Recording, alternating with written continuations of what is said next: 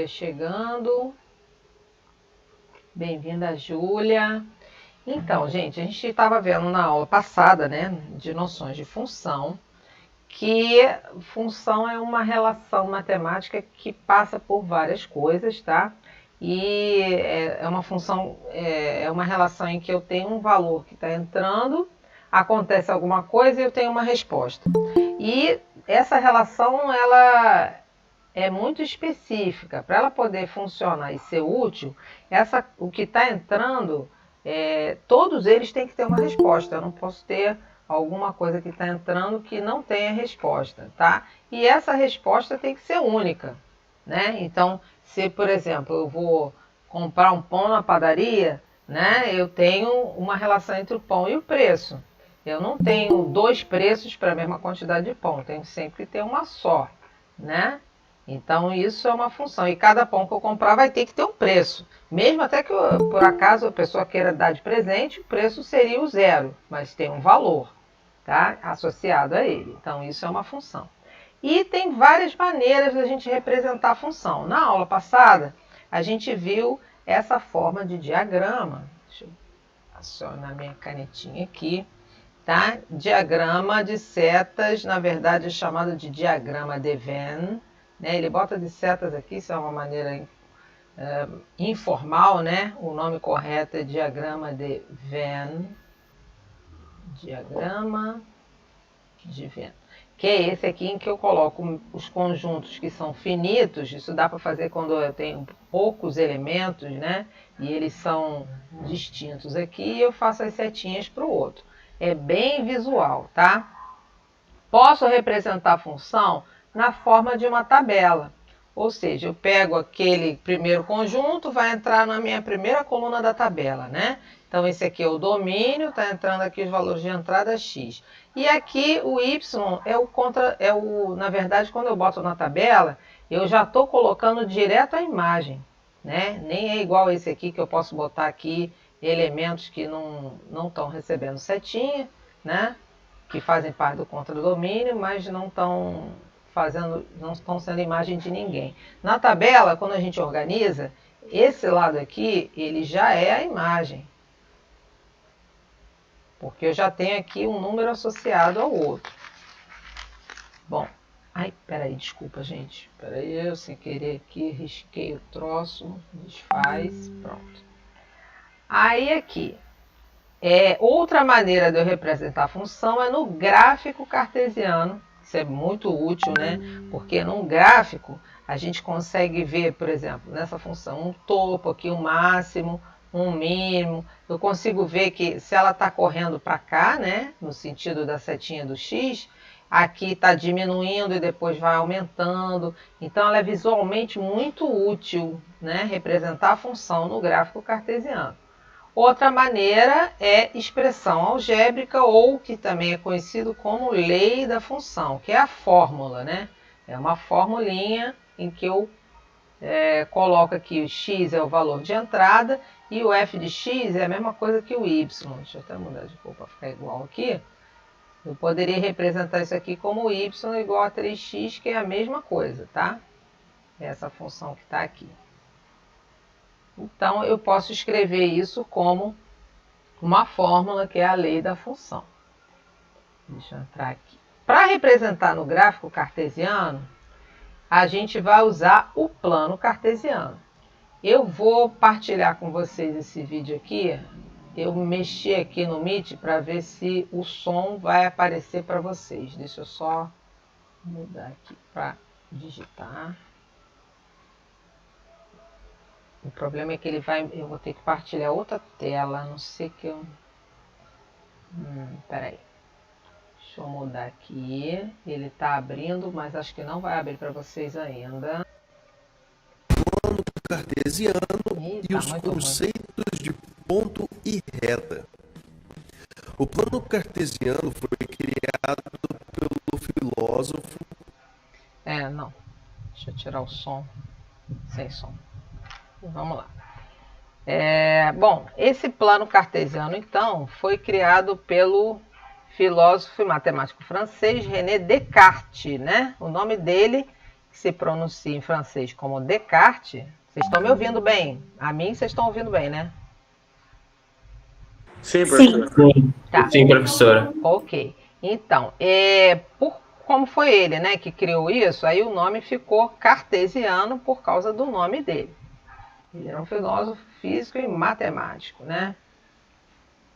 Vamos ver. O plano cartesiano, então, ele é composto de duas retas, né, ortogonais, são perpendiculares, formam 90 graus. Esse eixo deitadinho aqui é o eixo das abscissas, que vai ser chamado de eixo X, tá?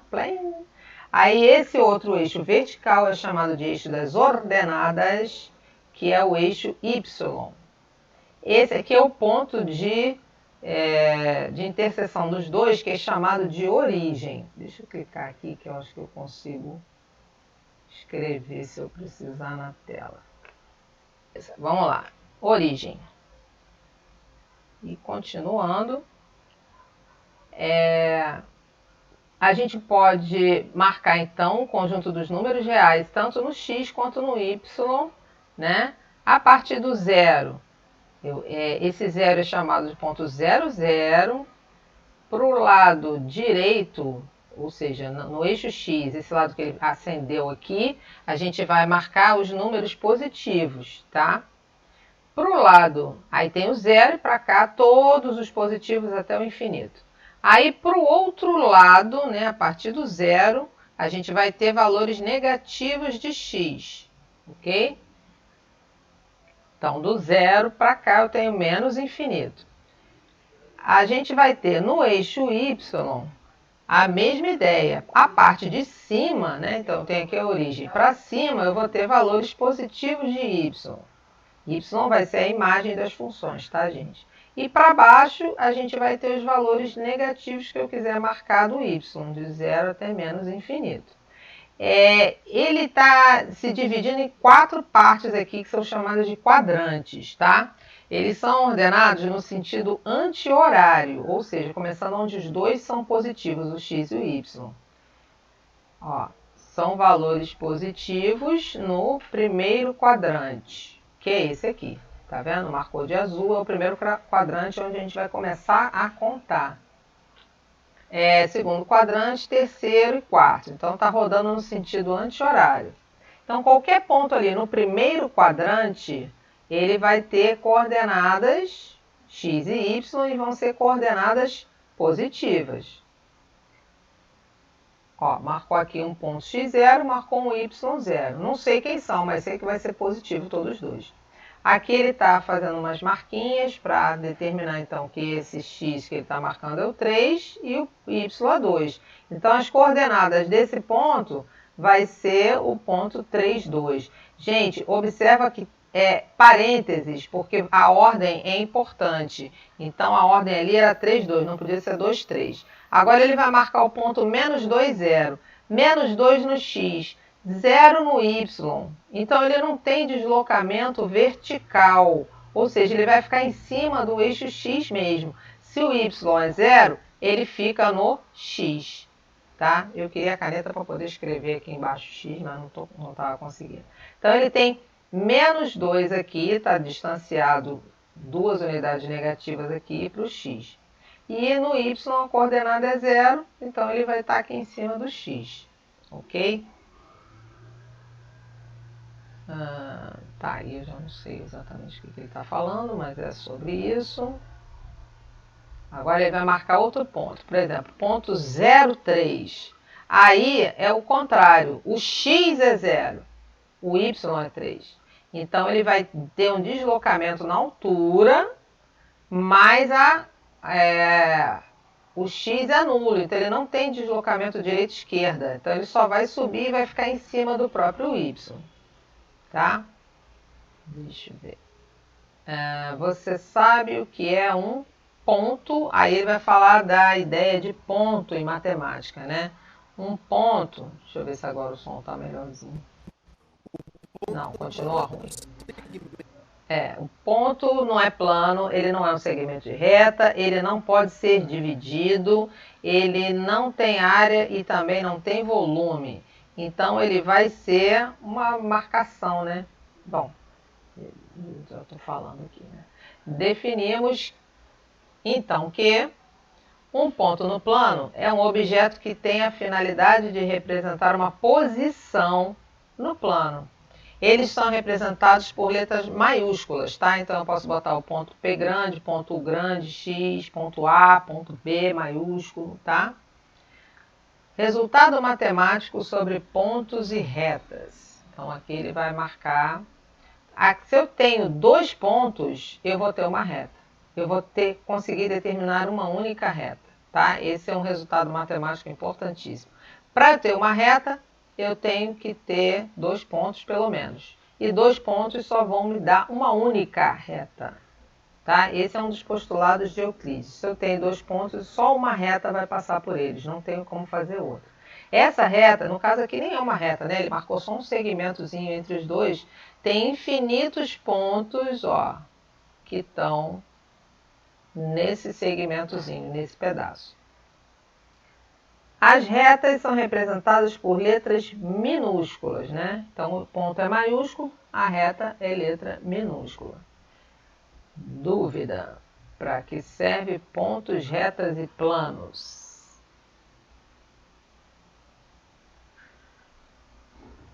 Bom, algumas aplicações, construção de gráfico, que é o que a gente vai ver, trabalhos cartográficos, sistema de posicionamento global, como GPS, tá? Então a gente vou até dar uma olhadinha. Pronto, aí acabou o vídeo. Deixa eu voltar. Sistema de coordenadas. Isso aqui é um site da UFG, tá? E ele está falando aqui de meridianos e paralelos, latitude e longitude. Usou aqui umas letras gregas, Φ e lambda, para falar de sistema de coordenadas. Então, olha só, isso aqui é o que a gente viu, só que com outra cara, assim, né? Outras letras, mas é a mesma coisa, gente, ó. O deitadinho para a direita, positivo, tá vendo?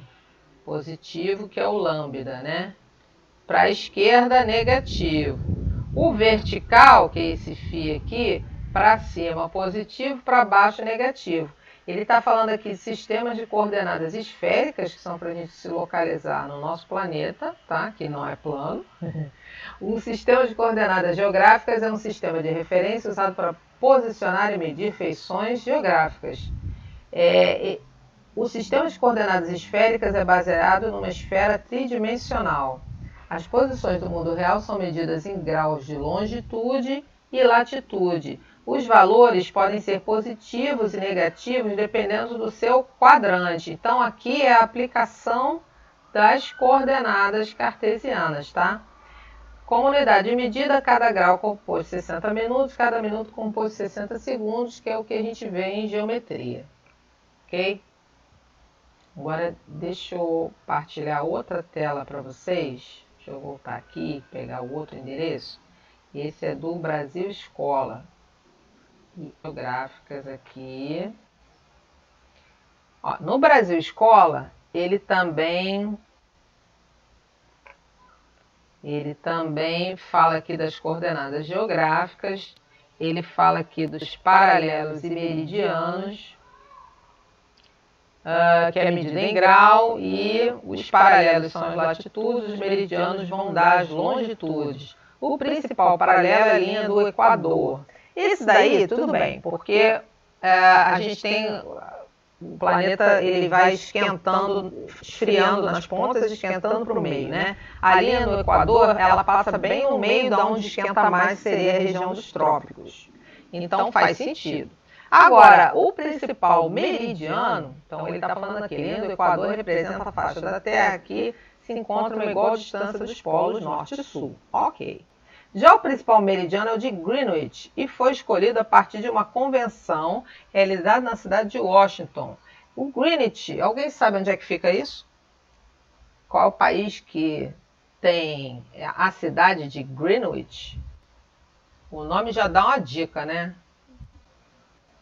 É um distrito na Inglaterra, professor. Isso aí, que é em inglês, né? Greenwich é um termo em inglês, é um distrito na Inglaterra. Inglaterra, nesse período aqui, 1884, ainda mandava muito no mundo e resolveu ser literalmente a origem de tudo. Então, o eixo vertical seria um Y, né?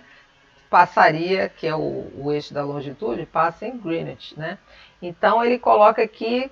Por esse motivo, tudo que se encontra sobre a linha do Equador possui a latitude zero, né, que vai aumentando à medida que se desloca para norte e diminuindo à medida que se desloca para o sul.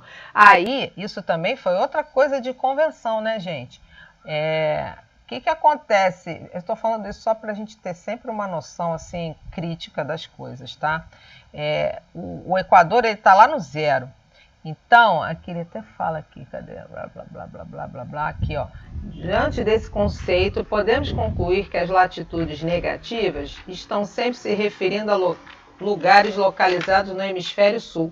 Ué, por que o hemisfério sul tinha que ser o negativo, gente? O planeta podia, ninguém sabe, é redondo, né? Na verdade, a gente podia estar do lado entre aspas, de cima, né? Isso aí é bem político também, né? Para ver, ó, essa coisa de latitude negativa relacionar ao hemisfério sul, por que não seria o contrário, não é mesmo? Enfim, e também é chamado de austral meridional, e as latitudes positivas se referem a lugares posicionados no hemisfério norte, ó que delícia, né? Onde estão os Estados Unidos, Inglaterra, né? O que será? Também chamado de boreal ou setentrional. Então agora vamos voltar aqui, peraí, deixa eu fechar isso. Deixa eu fechar esse também. Voltar aqui para o nosso Meeting. Vamos dar uma olhadinha num gráfico cartesiano, tá? É um gráfico que está falando de tempo, uma variação de tempo e do valor da ação. Então, como é só tempo, não temos tempo negativo, no caso, nesse sentido aqui, ele queria dizer que uma coisa começou no tempo zero, né, em horas, e ele só pensou no lado positivo, não botou aqui a parte negativa, tá? O valor da ação poderia até ter para o lado negativo, mas nesse probleminha aqui que estava no Enem, ele não colocou isso, é só positivo. Vamos ver se a gente consegue interpretar aqui, pensando em gráficos e planos cartesianos. Ó. O gráfico fornece o valor das ações da empresa XPN, no período de 10 às 17 horas, num dia em que elas oscilaram acentuadamente em curtos intervalos de tempo. Neste dia, 5 investidores compraram e venderam o mesmo volume de ações, porém em horários diferentes, de acordo com a seguinte tabela. Então aqui embaixo vem a tabela dos investidores, a hora que eles compraram e a hora que eles venderam.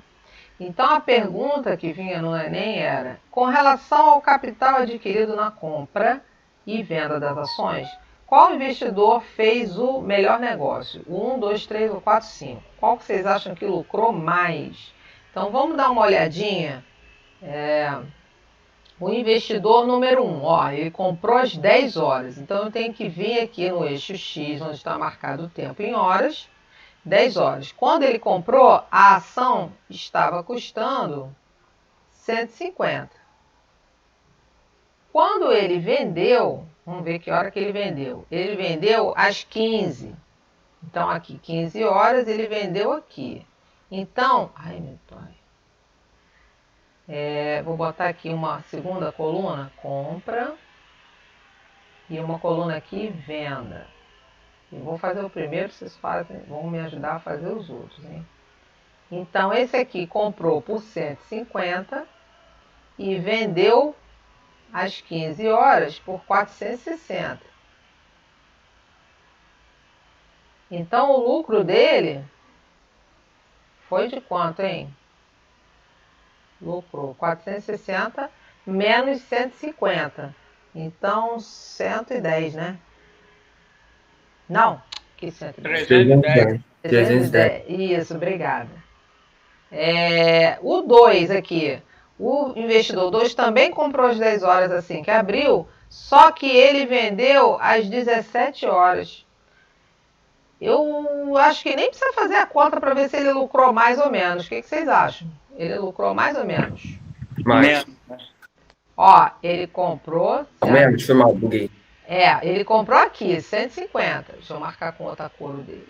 Ele comprou aqui e vendeu aqui. Então a variação, ó, daqui para cá foi menor. Ele vendeu por 200 a dele. Então ele só teve um lucrinho de 50. Bem menos, né? O terceiro investidor comprou 1 da tarde e vendeu às 3. Vamos ver. Ele comprou 1 hora. Deixa eu pegar outra cor aqui. 1 hora da tarde aqui. Ele comprou, a ação já estava cara. E vendeu às 3.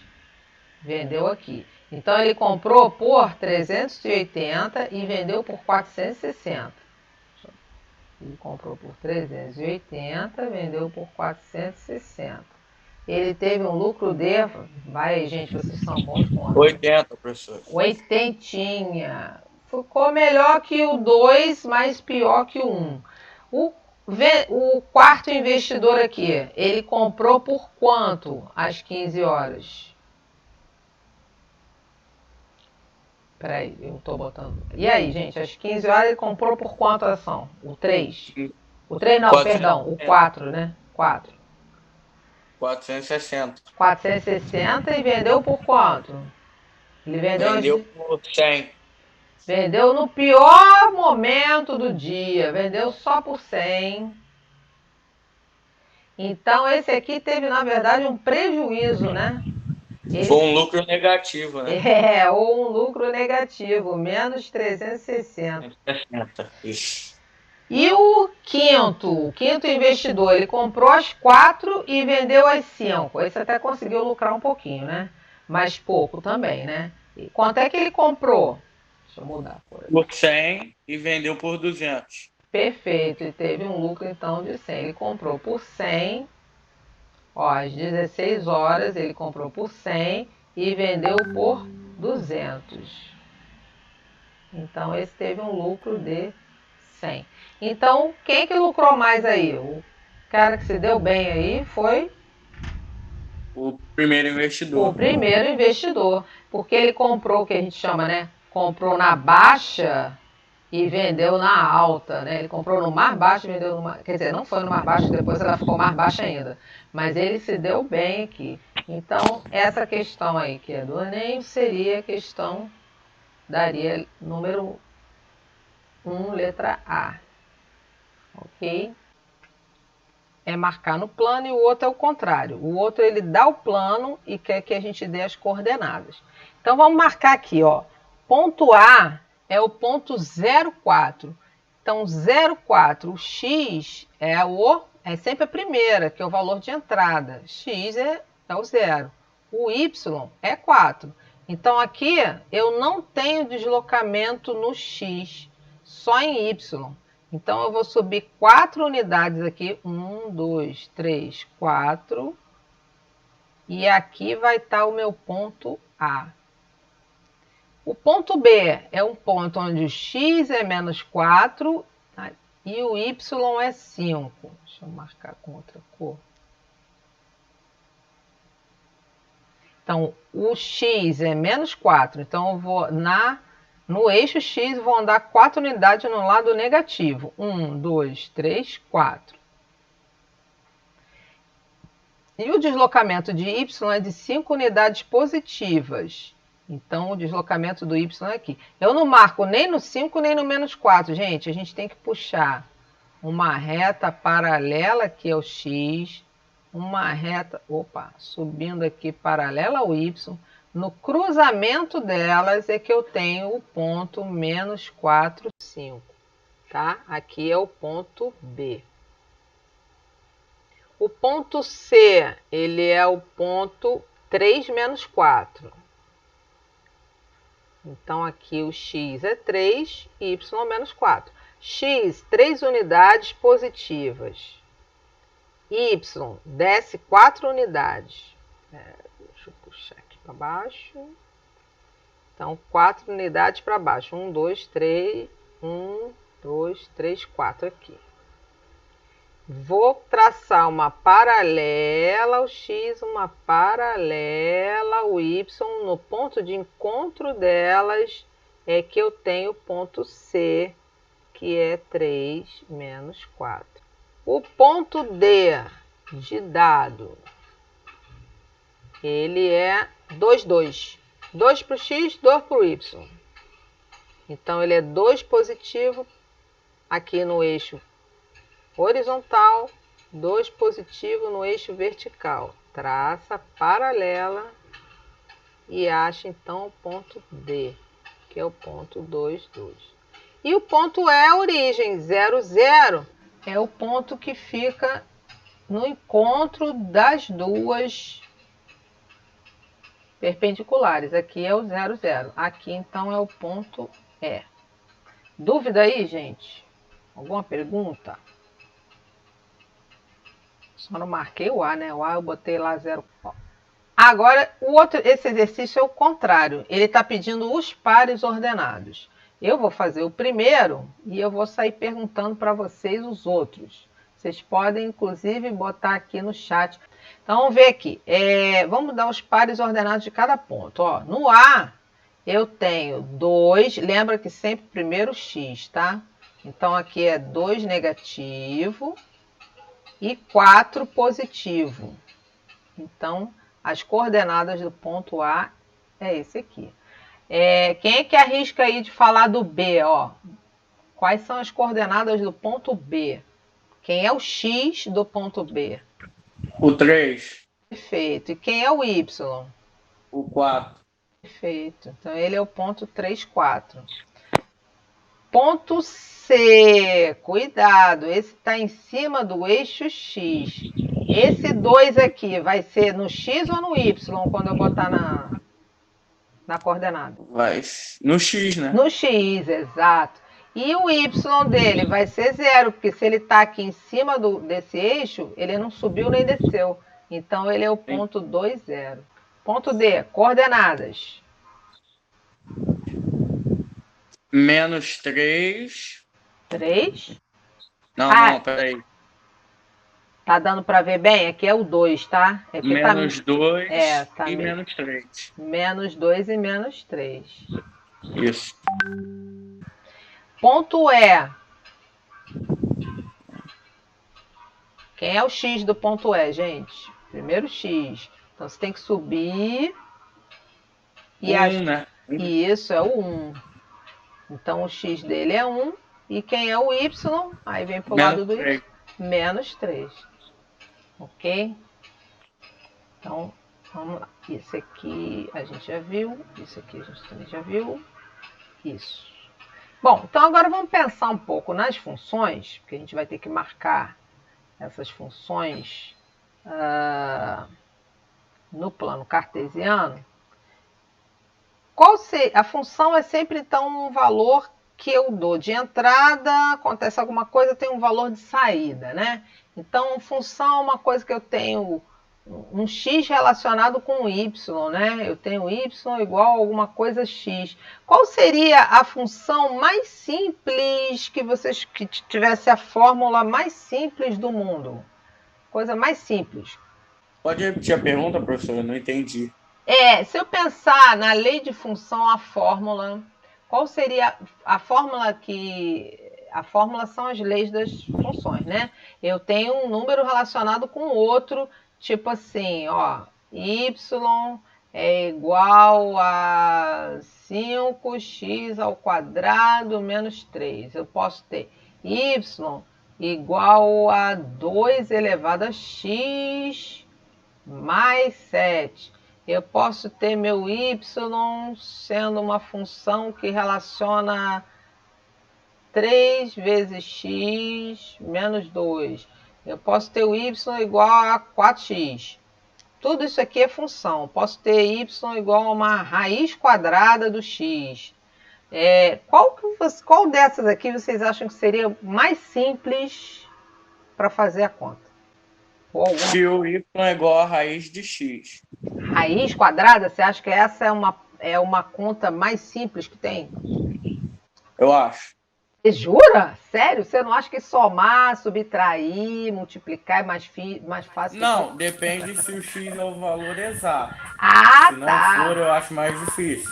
Ó, Essa, entendi. entendeu? Então, o X, pode ser qualquer coisa. Então, você não tem como... Ah, é só se o X for certinho, você não tem como saber. Eu tô pensando... Ai, meu Deus, tô marcando aqui o troço. Peraí. O X pode ser qualquer negócio. Então, eu quero pensar assim, a relação do X e do Y, a mais simples que tem, seria uma coisa... Eu tenho essas duas aqui, ó, uma multiplicação, x igual a 2, é o dobro de um número. O número aqui é, sei lá, 4. Não, 4 não. Deixa eu botar 1, 2, 3. Pode ser qualquer coisa, 3. Então, quando eu vou calcular essa função aqui, se eu tiver o x igual a 3, o meu y vai dar quanto nessa aqui? 2 vezes 3, 6. 6. 6. Facinho de calcular, né? Nessas outras aqui, vocês acham que também ia ser fácil assim? Ó, aqui eu teria que fazer 3 ao quadrado, depois multiplicar por 5, depois tirar 3. Aqui eu tinha que fazer 2 elevado a 3, que é 2 vezes 2, depois ia somar o 7. Aqui eu ia fazer a multiplicação e tirar um número. Aqui eu vou multiplicar só o 4 por 3. Aqui eu teria que fazer raiz quadrada do 3. E aí? O que seria o mais simples? Y igual a 4x. Seria uma outra mais simples, perfeito. Essa aqui seria a segunda mais simples aqui desse leque que eu estou colocando para vocês, tá? Então, na verdade, a função mais simples que tem é quando eu tenho o y e um númerozinho apenas multiplicando x. Ou então até essa aqui, ó, poderia ser y igual a x, porque aí esse número que está multiplicando é 1, que aí é o mais simples de todos. Essa função aqui, inclusive, ela tem um nome especial. Ela é chamada de função identidade. Ela é função identidade porque o número que entra é o mesmo que sai. Então, é assim, 1 está ligado com 1, 2 com 2, menos 7 com menos 7, 0,4 com 0,4. Então, eu nem preciso fazer conta, porque é igualzinha. Essa é a mais simples do mundo. E a segunda mais simples seria desse tipo aqui, então, quando eu tenho um número que multiplica o x. Eu posso escrever isso assim também. Y igual a A vezes x. Esse A vai ser um número real qualquer. Um número multiplicando o x. Tá?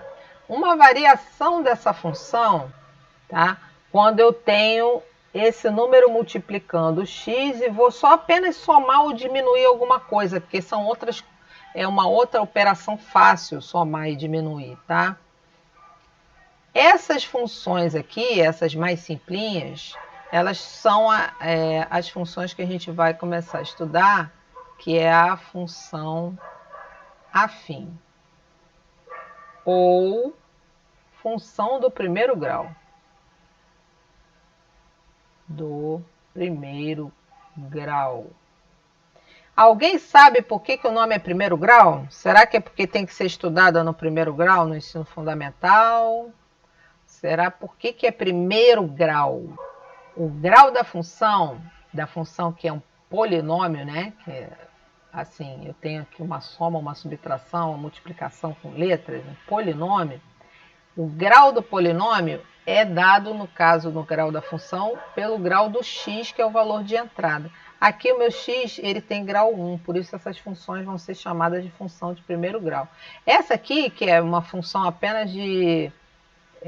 quando eu estou multiplicando um número, ele está relacionando grandezas proporcionais.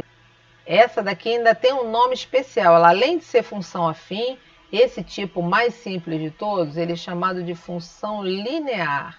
É linear porque o gráfico dele, gráfico cartesiano, vai ser uma reta. Esse outro aqui também vai ser, tá? Mas aquele ali, como é o mais básico, foi o que ganhou o nome de função linear. Então, aqui nesse blog aqui, eu não gosto desse negócio de blog de fundo escuro, né? O mundo em função da matemática. Ele está falando aqui de funções de um modo geral. Ele está falando aqui, deixa eu subir. Então, muitas grandezas presentes no nosso dia a dia se relacionam de forma especial. Então, ele está dando exemplos, né? Número de pães que eu vou comprar com preço a pagar, número de questões que acertei no teste, qual a nota que eu vou tirar, valor do meu salário com o valor do desconto do INSS no meu salário, né? A medida de contorno de um terreno com a quantidade de metros de arame que preciso para cercá-lo, a velocidade média de um automóvel com o tempo de duração de uma viagem. Todas essas relações aqui são relações em que para cada um valor que entra, ele vai ter só uma saída, né? Vai ter que ter uma saída, né? Então, se você, por exemplo, no último aqui, velocidade média com o tempo, então, em cada momento do tempo, eu vou ter uma velocidade do automóvel. Nesse aqui também, né? No salário, para cada salário você vai ter um desconto. Se o seu salário aumenta, o seu desconto vai aumentar também. Aqui ele fez aqui até uma tabelinha, né, de pães, se o pão custasse 12 centavos, na época que o preço era por unidade, aí ele fez uma tabelinha até o valor de 6 pães. E ele montou, então, o que seria a lei da função de uma tabelinha dessa. Preço a pagar, multiplicou o 0,12 pelo número de pães, a formulinha está aqui marcada em azul, y igual a 0,12 de x, né? Se eu quiser saber quantos pães eu vou comprar com R$6, aí ele só substitui os R$6, que é o valor que ele tem, no y, né? Que não é o pão que ele vai comprar, o valor que ele tem para pagar. Botou aqui na conta e descobriu que ele conseguia comprar 50 pães. Tá? Ele está falando aqui um outro tipo de função cujo gráfico também é uma reta. Ele não explicou que o gráfico dessa primeira é uma reta, mas ela é chamada então de função linear. É a função afim. E a lei da função afim é uma função tipo essa daqui. Ó. Vamos ver aqui. Para levar uma carga de um caminhão de um estado para outro, uma transportadora cobra R$10 fixos mais 50 centavos por quilo de carga. Então, o preço do frete vai ser calculado com relação ao preço do quilo mais o fixo. Não sei se vocês estão conseguindo ver direito, porque está um troço em laranja aqui no fundo preto, né? Mas o y é igual a 10 mais 0,5x. Vocês estão conseguindo ver essa fórmula aí? Sim. Então, esse tipo de função é a função afim. Observo que o fixo é o que está somando, subtraindo, e eu tenho um valor que multiplica o x, que vai ser o valor que vai estar variando junto com o x, tá? Então, função afim vai ser uma função do primeiro grau de reais em reais, definida como... Aí ele vem aqui com essa formulinha, tá? Aonde o A é uma constante real, um número, tá? Real, não nula. Não nula significa o quê? Que o A não vai ser zero. Então, vai ser toda a função onde o número que está multiplicando x não é zero, ok? Essa é uma função afim. O B vai ser uma constante real qualquer. O B pode ser zero, tá? O B é o número que eu estou somando com esse número que está multiplicando x. Então, em linguagem matemática, esse monte de símbolo aqui que a gente olha e acha esquisitíssimo, vamos traduzir isso aqui para o português, tá? Está dizendo que função, isso é uma função de R em R, de reais em reais, ou seja, o meu x, o meu valor de domínio é qualquer número real, e o valor do contradomínio, as minhas respostas também vão poder ser qualquer número dentro dos reais. Barrinha do tal que. Tal que... A minha função de x é um número que multiplica o x e soma um outro número. Esse número que multiplica o x, ele é um número real sem ser zero, por isso que tem esse asterisco. E o b é um número, um número real qualquer. O coeficiente de x, esse número que está multiplicando o x, esse a, ele é chamado de coeficiente angular. E o termo independente de x porque ele está aqui somando, né? Por mais que eu mude o x, esse número ele é fixo. Ele é termo independente porque ele vai ser um número fixo. Esse b aqui, ele é chamado de coeficiente linear. Então, são vários nomezinhos para as mesmas coisas, tá? Então, o B, ele é termo independente ou coeficiente linear. E o A, que multiplica o X, vai ser o coeficiente angular, e depois vocês vão ver que ele vai ter um outro nome também, que ele vai ser chamado de taxa de variação. Mas a gente vai ver isso mais para frente. São exemplos de função afim, ó. Esse f de x igual a x mais 5. Quem seria o a? Que número que está multiplicando o a? Não tem nada? É 1, por isso que está aqui que o a é 1.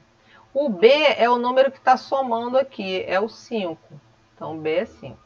G de x é uma outra função que, por mais estranho que pareça, é uma função afim também, porque eu tenho um número que está multiplicando x, que é o 3 raiz de 3, ou seja, o a pode ser qualquer número real, gente, não pode ser esse troço esquisito aqui.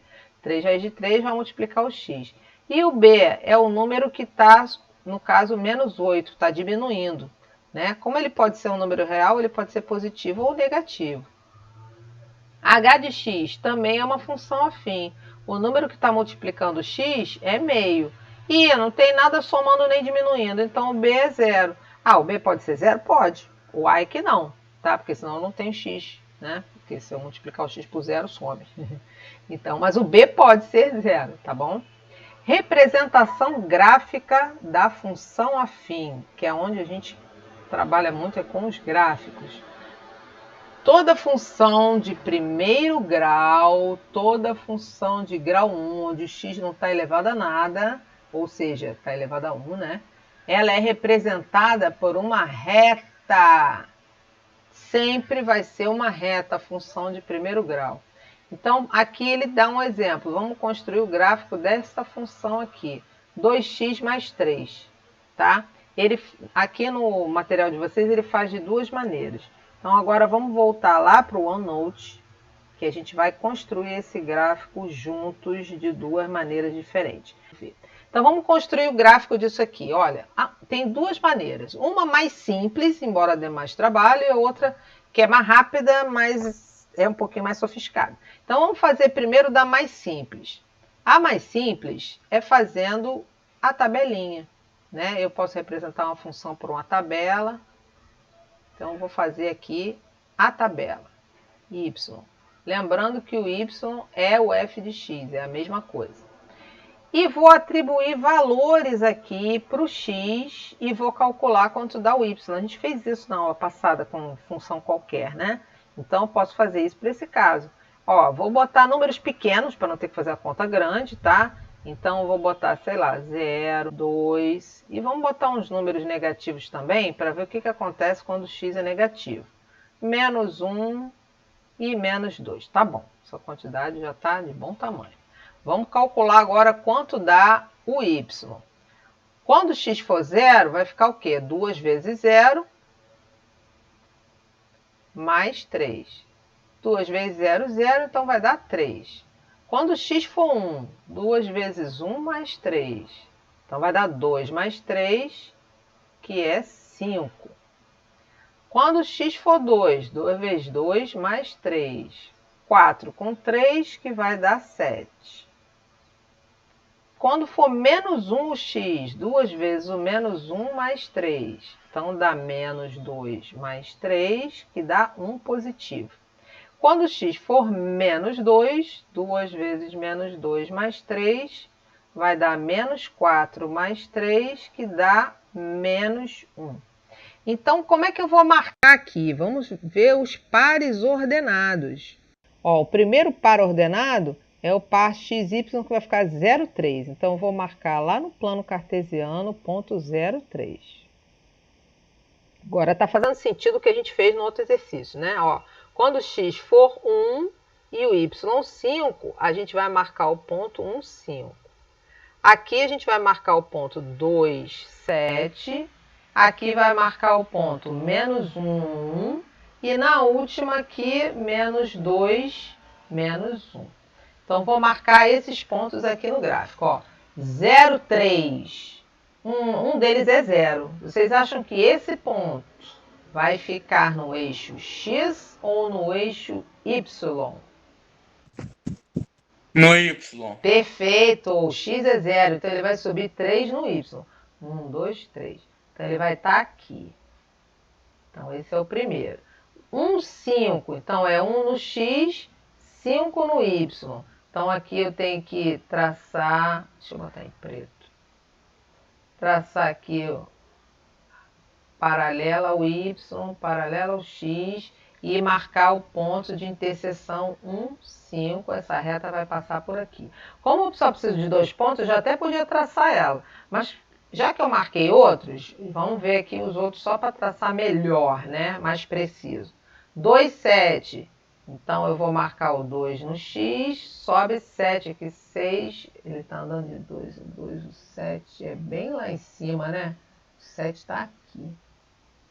Então, aqui vai subir, vai vir para cá, né? Paralela ao y aqui. Paralela ao x. Ó, tá, tudo vai estar alinhado aqui. Agora, vamos para o menos 1, 1. Menos 1 no x, 1 no y. Então, menos 1 no x, sobe 1 no y. Eles se encontram aqui. E depois, menos 2 e menos 1. Menos 2 no x, menos 1 no y. Então, ele desce aqui. 1. Paralela, paralela. Passa aqui neste ponto. Tá meio mal ou menos aqui meus pontos, né? Com a reta. Deixa eu ver se consigo chegar para lá. Aí, sai. Não tá muito... Ficou meio mais ou menos aqui. Deixa eu botar meu ponto bem grande assim, porque eu acabei dando uma entortada nela. Tinha que puxar ela um pouquinho mais para cima. Mas então é uma reta aqui, o gráfico dessa função. Agora, essa é a maneira básica. Então, sempre que eu quiser fazer o gráfico de uma função, principalmente a de primeiro grau, que é mais simples, pode fazer uma tabela, chuta valores, tá, de x e y e pronto, já marca. Tá? Aqui é sempre bom chutar alguns valores positivos, alguns negativos e o zero. Agora, vamos voltar lá no nosso texto e ver, porque ele fala que tem uma segunda maneira de fazer também, né? Então, vamos voltar lá no texto. Deixa eu onde você... Aqui a reta aqui dele está bem mais bonita que a minha, que ele fez com um programinha de computador, que a gente vai usar na próxima aula. Um programinha chamado GeoGebra. Não sei se vocês conhecem, já ouviram falar? Já utilizei. Ah, já? Que beleza! Já. Você usou para fazer gráfico ou para fazer, sei lá, desenho de geometria mesmo? Triângulo, retângulo? Desenho de geometria. Foi ano passado. Ah, que legal! Mas ele dá para fazer gráfico também, não sei se você já viu. Ele tem um grid, assim, né? Esse trocinho picotado aqui atrás. Ele tem os eixos. Aí a gente pode marcar e ele vai dando as coordenadas dos pontos.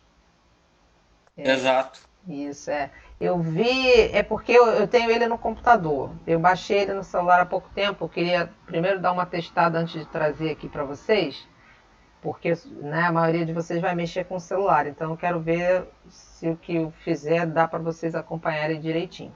Vocês estão vendo aqui o texto, né, gente, do PDF, né? Aham. Tá. Então, aqui ele chutou aqui uns valores, marcou. Agora vamos ver a sugestão 2. Ele fala aqui, calculamos a raiz da função. O que é raiz da função? É raiz de uma... O que é raiz de uma equação? É quando a gente iguala a zero, né? Se eu tenho qualquer conta, qualquer equação, qualquer uma, tá, gente? Sei lá, 2x menos 4 igual a 3x mais 7, e eu falo, acha a raiz dessa equação. A raiz dessa equação é quando eu resolvo isso aqui para achar o valor de x. Achar o valor de x é o valor que resolve isso, né? No caso da equação, o valor que resolve essa aqui, de x que resolve, é quando eu pego... Cadê a função? Está aqui. Quando eu pego essa função e igualo ela a zero. Quando eu igualo ela a zero. Pronto. Então, eu vou pegar o 2x mais 3, aí ele botou aqui, 2x mais 3 igual a zero. A ordem não importa, ele botou o zero na frente, resolveu isso aqui. achou, passou o 3 para lá, ficou negativo, dividiu por 2, então o x ficou menos 1,5.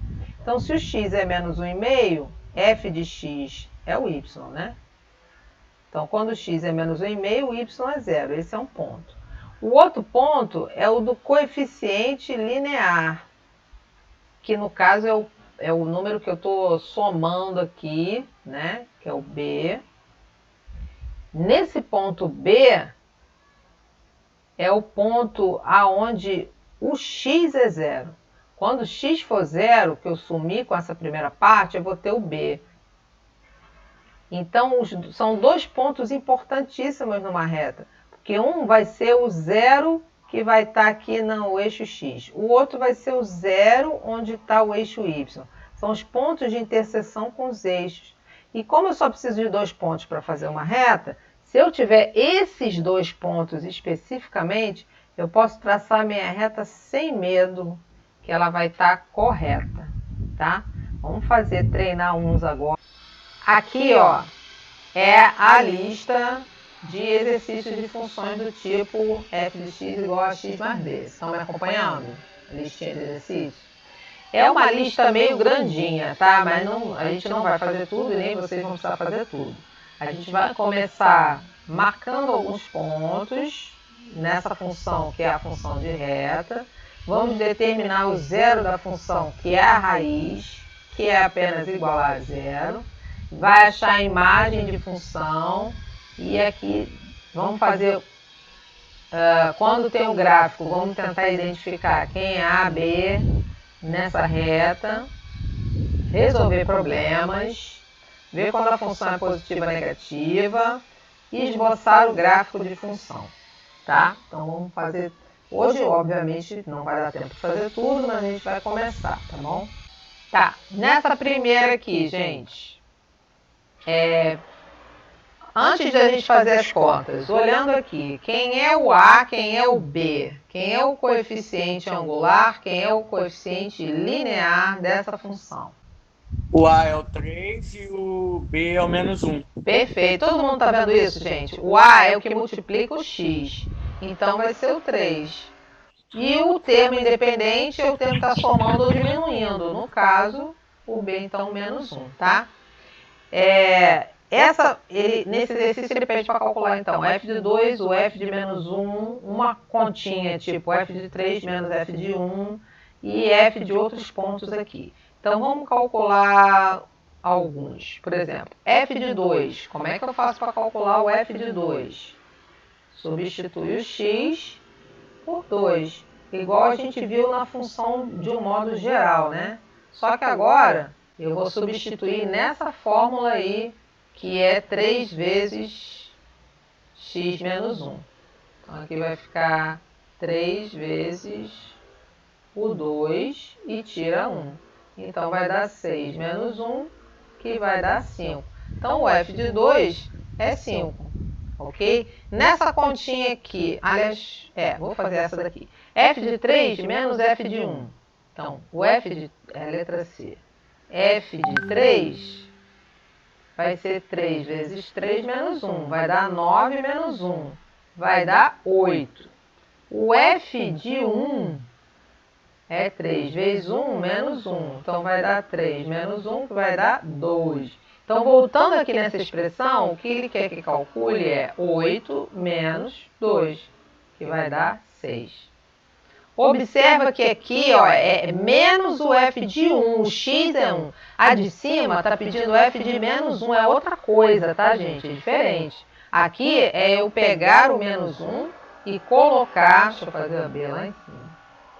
É eu pegar o menos 1 e colocar no lugar do x. Então, vai ficar 3 vezes o menos 1. Menos 1 da formulinha dessa função, né? Então, vai ficar menos 3 com menos 1, que dá menos 4. Ó, o f de menos 1 tem nada a ver com menos f de 1, tá? Ok? Essa daqui basta substituir por meio, vai dar uma fração aqui. A de 0, de cara, alguém consegue ver quanto é que vai dar isso aqui quando x for 0? Menos 1, né? Perfeito, porque some toda a parte do x, né? Então ele vai dar o próprio b. O f de 0 vai dar o b. Então aqui vai ficar 3 vezes 0 menos 1. Aqui não vai dar nada, então vai dar menos 1. Acabou. A número 2, ele está pedindo determine o zero de cada função. Determinar o zero da função é achar a raiz. Zero da função é a raiz da função. Vamos aqui achar o zero da função. Deixa eu fazer aqui. Zero da função é igual a raiz da função. E raiz da função é igual a igualar a zero. Então, na primeira, na letra A, a função é 3x menos 1. A raiz dessa função é 3x menos 1 igual a zero. Então, vai ficar 3x igual a 1, x igual a 1 terço. Essa é a raiz ou zero da... Tá, gente? Isso aqui eu fiz questão de trazer nesse exercício porque é uma coisa que se usa muito e não estava no material de vocês, tá bom? Na letra B, eu tenho uma outra função, 10 menos 4x. Antes de resolver, que essa aqui é a primeira, a mesma que a gente já tinha visto, né? Então, mas essa letra B aí, antes da gente achar a raiz, quem é o A e quem é o B dessa função aí, hein? Quem é o coeficiente angular e quem é o coeficiente linear? Quem seria o A, quem seria o B? O A é o menos 4 e o B é o 10. Muito bem, gente, gostei de ver. Gente, o A não é o que aparece primeiro, é o que aparece com o X, né? É o que está variando. Então é o menos 4. E o B é que é o 10. Perfeito, tá? Depois a gente vai ver que como ele está multiplicando o X, é ele que vai determinar se a minha reta está subindo ou está descendo. Quando ele é negativo, essa reta vai estar sempre descendo. Quando ele é positivo, como nessa letra A, a minha reta vai estar subindo. Mas tá, A e B. Bom, mas não era isso que ele quer nesse exercício, né? Ele quer a raiz ou zero. Então a gente vai fazer 10 menos 4x igual a zero, igualar a zero. Então a raiz é igualar a função a zero. Então aqui vai ficar menos 4x igual a menos 10. Vou multiplicar por menos 1, porque o x aqui está negativo, né? Então, aqui vai ficar tudo positivo, vai ficar 4x positivo igual a 10 positivo, x vai ser igual a 10 sobre 4, que vai dar para simplificar. Então, aqui o x vai dar 10 sobre 4, dá para dividir por 2 em cima e embaixo, dá 5 meios. Então, a raiz é 5 meios, se quiser deixar na forma de fração. Se quiser colocar em decimal, o x é 2,5. Ok? Essa aqui, então, é que é a raiz ou zero da função. Ok? Na letra C, vou fazer só mais essa aqui. G de x é igual a menos x. Eu quero... Bom, primeiro vamos ver quem é o A e o B, né? Se eu quiser saber quem é o A, coeficiente angular, e o coeficiente linear. E aí, gente, o que vocês acham? Essa é mais difícil. O que está multiplicando o x? O 1, né? É um positivo ou é um negativo? Negativo. Perfeito. Então, meu A é menos 1. E o B? Tem B? Tem alguma coisa somando ou diminuindo aqui? Não. Não, então o B é 0. É. Tá? Agora vamos calcular a raiz. A raiz é igualar a zero. Então é menos x igual a zero. Vai dar zero. Então, nesse caso, por acaso, a raiz ou zero da função é zero. Então, ó, a f está aqui. Essa função c de x 15 menos 2,5x. Vamos ver primeiro só quem é o A e o B. Quem é o A e quem é o B, gente? Número que multiplica o x, quem é? Menos 2,5. Isso. E o termo independente aí, o coeficiente linear? 15. 15. Vamos achar o zero da função. Achar o zero da função significa igualar isso a zero. Então, é menos 15 menos... Então, é 15 menos 2,5 de x é igual a zero. Vou passar o 15 para o outro lado. Vai ficar menos 15. Vou multiplicar por menos 1 porque meu x está negativo. Aí vai trocar todo o sinal da equação. Então, eu tenho 2,5 de x igual a menos 15. Perdão. Aí fica positivo, né? Aí x vai ser 15 dividido por 2,5. 15 dividido por 2,5, 6, redondo. Então, x é 6, acabou. Essa é a raiz ou zero dessa função. Tá, gente? Então, não é difícil, não. Achar a raiz ou zero é só igualar a zero e resolver a equação. Deu para entender um pouquinho, gente? Então, que função afim, que é a função de primeiro grau, é essa função que eu tenho um número que multiplica o x e soma outra coisa. Essa função ela vai ter um gráfico que é uma reta. Essa reta a gente pode montar o gráfico, que a gente vai treinar mais na próxima aula, tá? Montar e depois interpretar os gráficos, tá? Montando uma tabelinha, onde a gente coloca os valores de x de um lado, faz a conta usando a função que é dada e vê o valor do y. E marca nesse gráfico, tá? O valor que eu multiplico, o x, é o valor variável, que é chamado de coeficiente angular. Angular, que é ele que vai dar o ângulo de inclinação dessa reta do gráfico. E o outro termo que estou somando ou diminuindo, que é um termo fixo, ele é chamado de termo independente ou coeficiente linear. Ok? Raiz da função é quando a gente pega a lei da função igual a zero. Né? Igual a zero, eu acho a raiz da função. Essa raiz, na verdade, vai ser quando a gente for estudar no desenho do gráfico, vai ser onde a reta cruza o eixo x. Essa raiz vai ser sempre onde o gráfico da função cruzar o eixo x. Ok, gente? Todo mundo que está aqui botou o nomezinho no chat, ou agora ou mais cedo? Pessoal, então, é isso, tá bom? A gente se encontra, então, semana que vem, ainda não é a última semana do mês, então é na quinta-feira, tá? Nesse mesmo horário. Beijo pra vocês.